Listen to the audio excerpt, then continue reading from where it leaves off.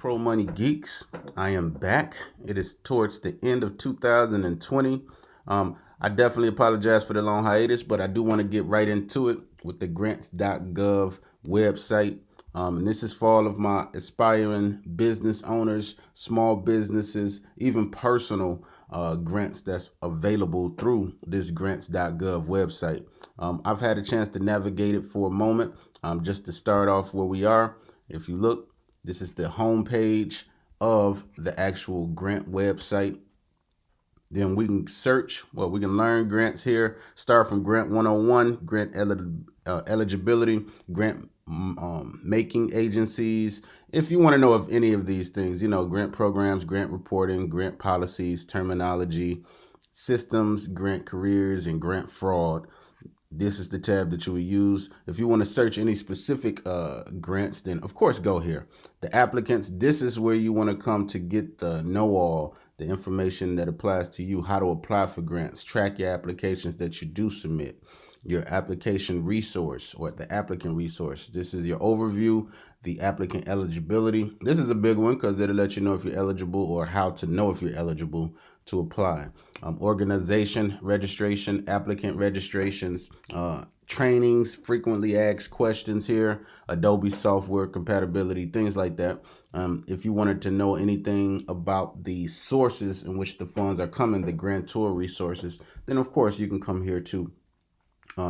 If you plan on being a grantor for any cause that you deem worthy or beneficial to other people, for specific things. And then of course you have system to system. This is for versions of WSDLs. Honestly, I don't know what that part means, but of course web services, schemas, hashing, certificates. This is more on the technical side, of course. Then you have the forms, the types of forms that you would actually apply for. If it's a family, if it's an individual family, mandatory family, short organization family, award, reporting forms, retired forms, things like that. And then, of course, you can connect with the newsletter. And then if you have any problems, any questions, you can click on the support tab. Here, it goes through all of the tabs, where it provides all of the tabs that you can do. So let's just get right into it. So now, let's go ahead and search some grants. All right, so here, I like to start from the very left. So this is your opportunities. If you have forecasted any posted grants already, anything that's closed and archived, I'll leave those unchecked, just for the fact that you won't be able to get them now. So if you are here, don't scroll over things. Just try to take it all in, absorb. So here, the first one is scientific. If you know you're not into science, of course, increase and diversify education abroad. If that's you, then of course, this would be the opportunity number. And I like that name right there, opportunity, because we have opportunities here, okay?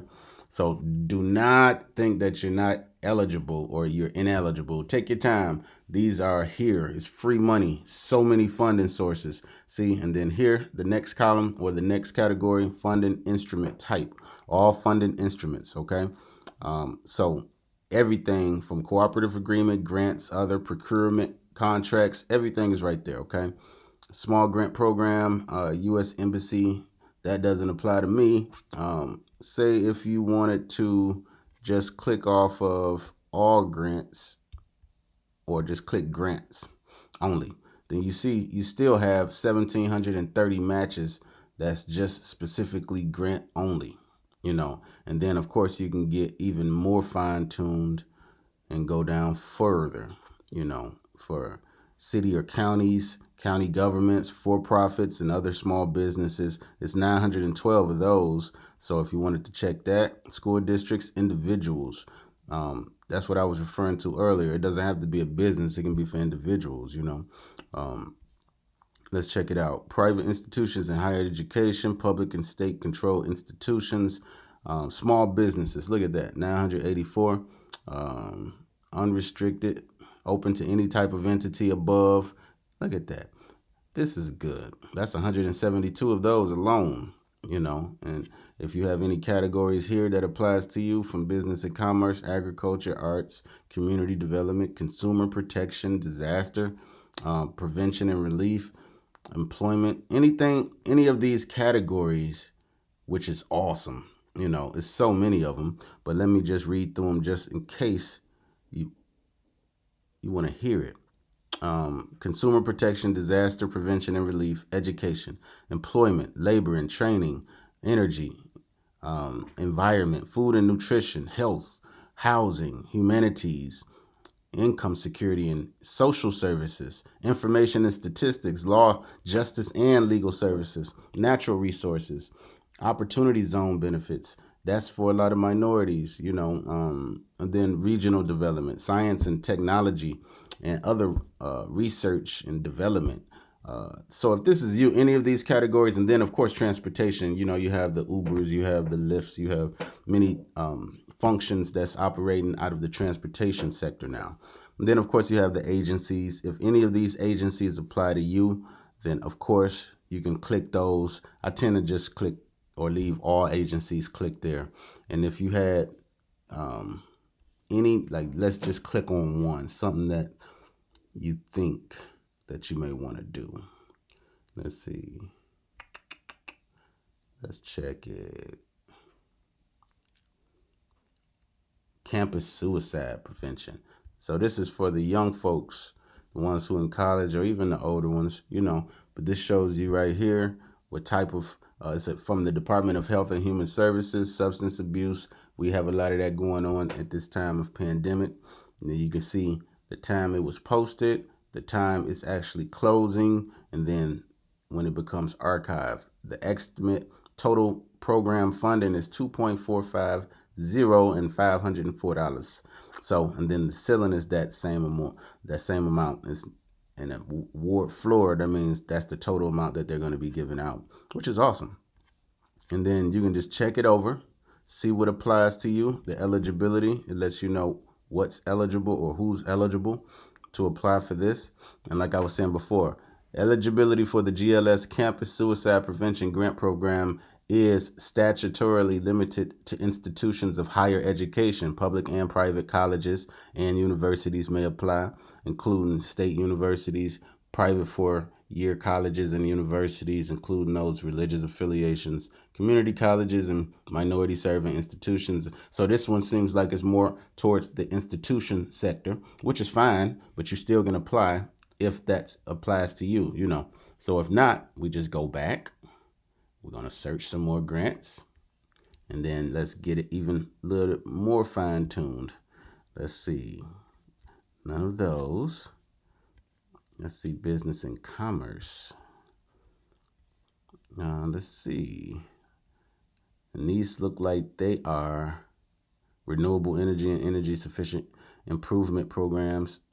This one doesn't have a close date on it. It looks like it's just a continual grant opportunity, which is great. So let's see. Let's keep going.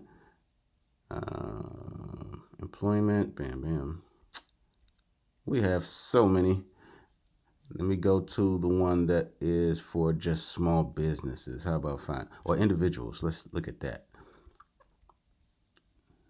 So these look like a broad programs for that. So let's keep going.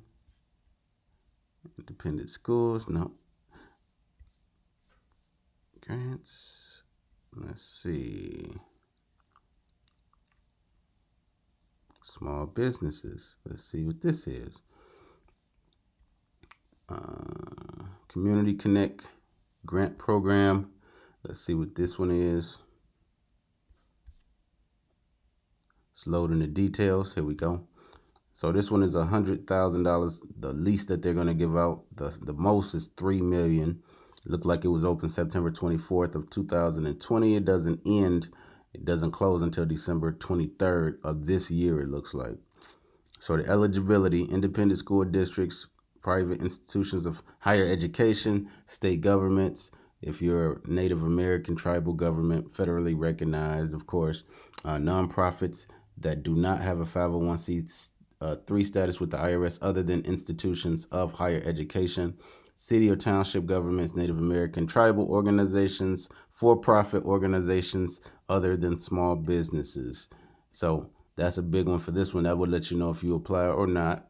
Let's see, county governments, nonprofits having 503 status with the IRS other than institutions. So this will be applicable to nonprofits with the IRS status or small businesses. Look at that. So all of these would apply. All of them are eligible. It just takes a little due diligence reading through what you see, okay?